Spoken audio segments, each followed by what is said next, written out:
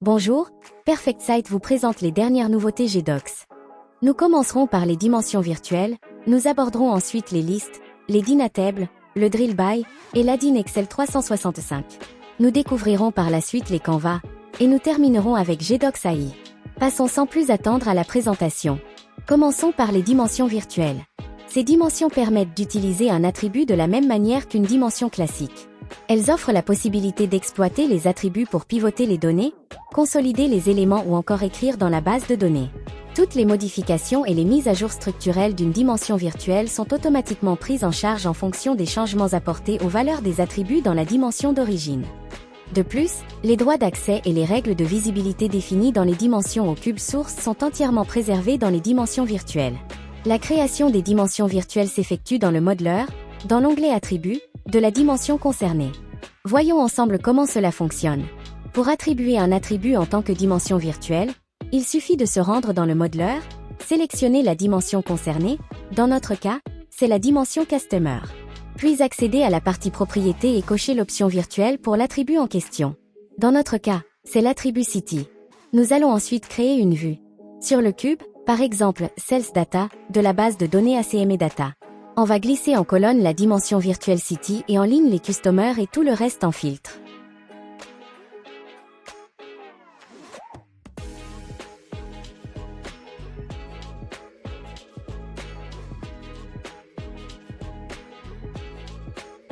On voit ici que tous les customers qui partagent la même valeur de City sont consolidés sous un élément parent correspondant à cette valeur.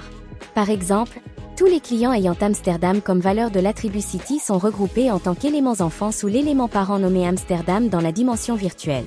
La deuxième nouveauté que nous allons explorer concerne les listes. Ce sont des objets directement intégrés dans la base de données. Les listes permettent aux concepteurs d'applications de créer des combinaisons ou blocs de listes à partir d'éléments spécifiques de plusieurs dimensions et de les utiliser dans les vues GDocs.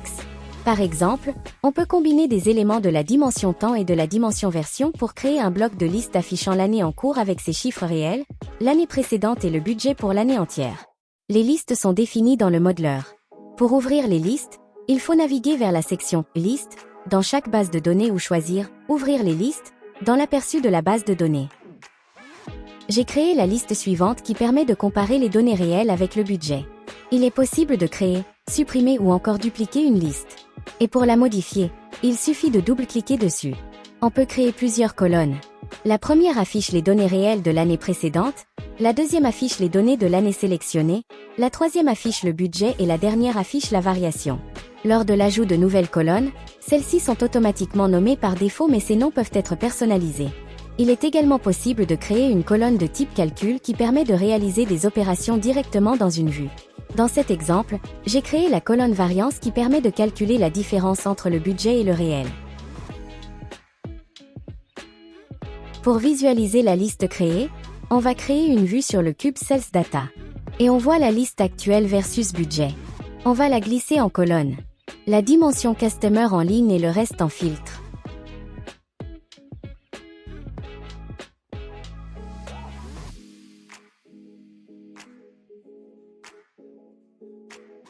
On va filtrer sur une année en particulier.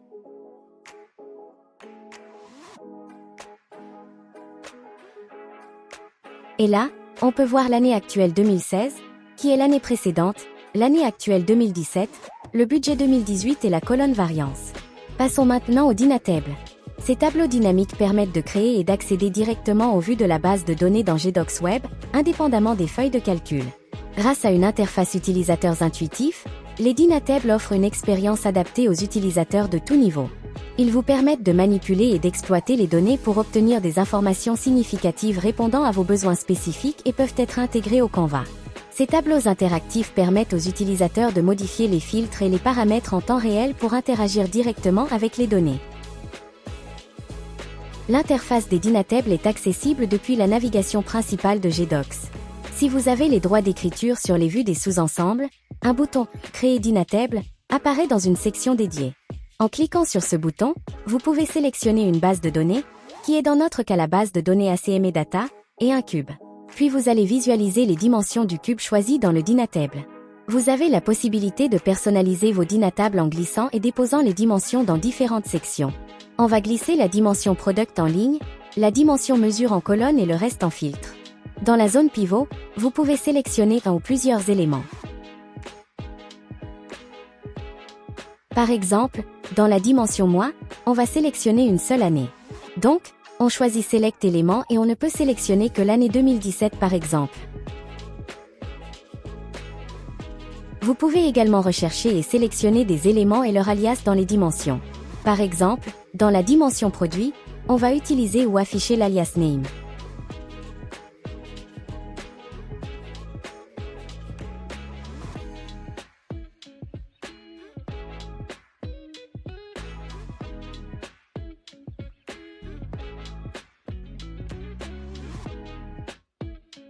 Vous pouvez ainsi naviguer en ligne ou en colonne et choisir les filtres selon ce que vous souhaitez afficher.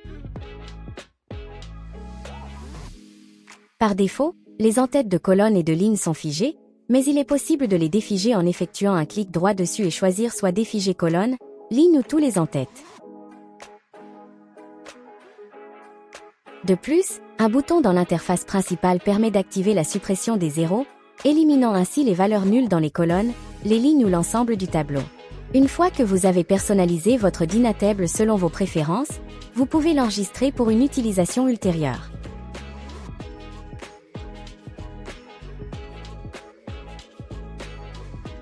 La fonctionnalité suivante est le Drill By.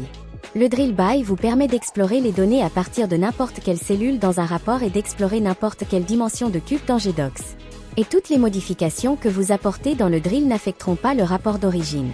Vous pouvez aussi faire le Cross Drill Down qui vous permet de passer facilement d'une dimension de ligne ou de colonne dans une vue à l'une des dimensions restant dans la partie filtre, vous permettant ainsi de naviguer facilement dans les données. Pour utiliser le Drill By, on va utiliser la vue créée précédemment. Il vous suffit de faire un clic droit sur un chiffre, de sélectionner Drill By, puis de choisir la dimension souhaitée pour le drill. Prenons l'exemple de la dimension Product. Et voilà, une nouvelle table s'affiche avec plus de détails. Vous pouvez ensuite la personnaliser en fonction de vos besoins. Donc on peut naviguer en colonne, en ligne. Il est également possible de remplacer la dimension produit par une autre dimension ou d'appliquer des filtres supplémentaires en utilisant la fonctionnalité de Cross Drill Down. Pour faire ceci, il suffit de faire un clic droit dessus et choisir Cross Drill Down et choisir la nouvelle dimension. On peut sélectionner par exemple la dimension Channel. Et voilà, la dimension produit a été remplacée par la dimension Channel. Passons maintenant au nouvel add-in Excel 365. Avec ce nouvel add-in, le déploiement se fait beaucoup plus simplement depuis le store Microsoft et les mises à jour y sont installées en automatique. Vous y retrouverez les fonctionnalités utiles comme le drill through dans les vues, l'utilisation des sous-ensembles, la zone cliquable et le All-App Snapshot. Explorons tout cela directement dans l'add-in Excel. Commençons par le drill through. Pour utiliser cette fonctionnalité, j'ai créé une vue sur le cube Sales Data sur l'add-in Excel 365. Pour utiliser le drill through, il suffit de faire un clic droit sur n'importe quel chiffre et choisir Drill Through. Une nouvelle feuille sera automatiquement générée, affichant ainsi les informations détaillées. La deuxième fonctionnalité concerne l'utilisation des sous-ensembles dans les vues. Pour les afficher, il suffit de sélectionner la dimension qui contient le sous-ensemble stocké, puis de choisir le sous-ensemble que vous souhaitez afficher.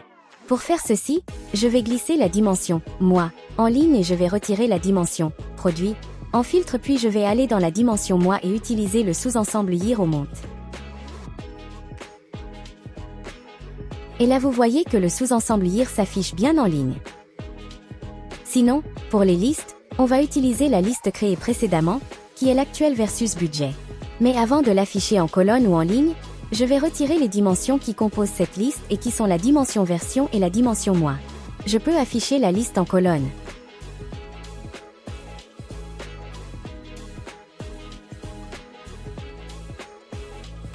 Donc là, je vois la liste des listes qui sont déjà créées, donc actuel versus budget, et je confirme. Je vais rajouter la dimension mois en filtre pour pouvoir sélectionner une année en particulier. Je vais sélectionner, par exemple, l'année 2017 et j'ai appliqué.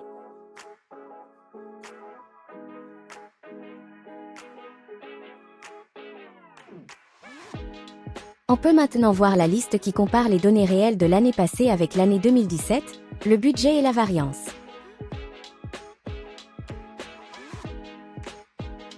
Passons maintenant à la fonctionnalité suivante qui est la zone cliquable. Par défaut, elle est désactivée. Pour l'activer, il faut se rendre dans les paramètres et là on voit la zone cliquable Click Area. Dans la configuration par défaut, la zone cliquable occupe 100% de la cellule.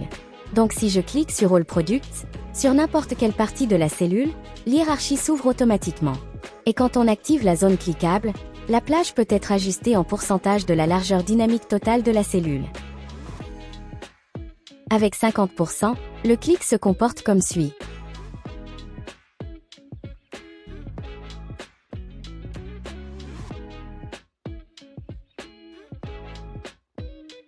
Et avec 30% par exemple, le clic se comporte comme suit.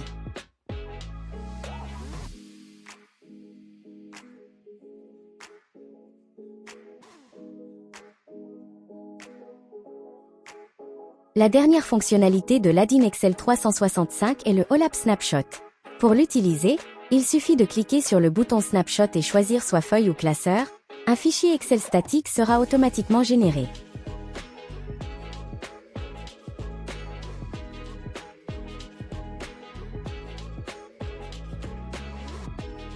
La fonctionnalité suivante est GDocs Canva. GDocs Canva est un tableau interactif pour les visualisations de vues, actions et plus encore dans GDocs. Avec GDocs Canva, vous pouvez regrouper votre contenu provenant de différentes fonctions de l'entreprise en un seul endroit et obtenir une vue d'ensemble complète de vos activités de planification et d'analyse. Les rapports Canva sont construits à partir du menu des composants natifs de Canva ou d'un ou plusieurs rapports de feuilles de calcul web ajoutés à Canva via une interface simple de glisser-déposer. Les options de mise en page et de formatage dans le concepteur de rapport Canva vous permettent de créer des rapports très visuels, interactifs et responsifs. Vous pouvez concevoir la disposition de votre rapport Canva en organisant le contenu en blocs, appelés stacks, et en groupes, en les arrangeant en ligne ou en colonne et en ajustant l'alignement. De plus, un rapport Canva s'adapte également de manière flexible à différentes tailles d'écran, repositionnant le contenu au fur et à mesure que la taille de l'écran change. Prenons l'exemple de ce tableau de bord. Ce tableau de bord a été créé à partir de GDocs Canva et permet d'afficher les ventes que ce soit par mois, par pays, par type de magasin ou encore par groupe de produits. Ce tableau de bord est composé de plusieurs stacks ou blocs. Et chaque stack dispose de propriétés pour contrôler l'alignement et la direction du flux, ligne ou colonne des composants qu'elle contient. Cela vous permet de gérer facilement le comportement de disposition des composants dans un rapport Canva. Et pour chaque composant, qu'il s'agisse d'un KPI, d'une liste déroulante ou d'un autre élément, vous pouvez personnaliser son affichage directement depuis cet onglet. Vous pouvez également ajouter des tableaux ou des graphiques déjà créés dans d'autres feuilles. Et c'est le cas de ce graphique qui a été créé dans la feuille chart et qui a été rajouté par la suite au Canva. Et pareil pour les tableaux de vente par catégorie de produits et type de magasin. Passons maintenant à la dernière partie de notre présentation qui concerne GDocs AI. En intégrant des capacités de traitement du langage naturel NLP dans les dynatables de GDocs. GDocs AI permet une interaction fluide et intuitive avec la plateforme. Les utilisateurs peuvent interroger les données directement en langage naturel, rendant l'expérience beaucoup plus accessible. GDocs AI offre aux contrôleurs la possibilité d'automatiser l'analyse des données pour des tâches telles que la planification, la budgétisation et l'extraction d'informations à partir de rapports financiers. Cette fonctionnalité simplifie l'utilisation des dynatables et les rend accessibles même à ceux qui ne maîtrisent pas complètement le modèle de données. Enfin, GDocs AI améliore la compréhension des données tout en accélérant significativement le processus de planification.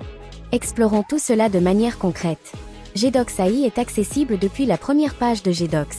Avant de poser la question à GDocs AI, il faut sélectionner une base de données et un cube.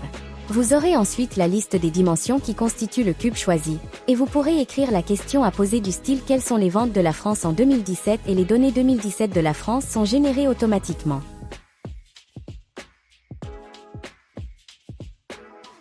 Et les données 2017 de la France sont générées automatiquement.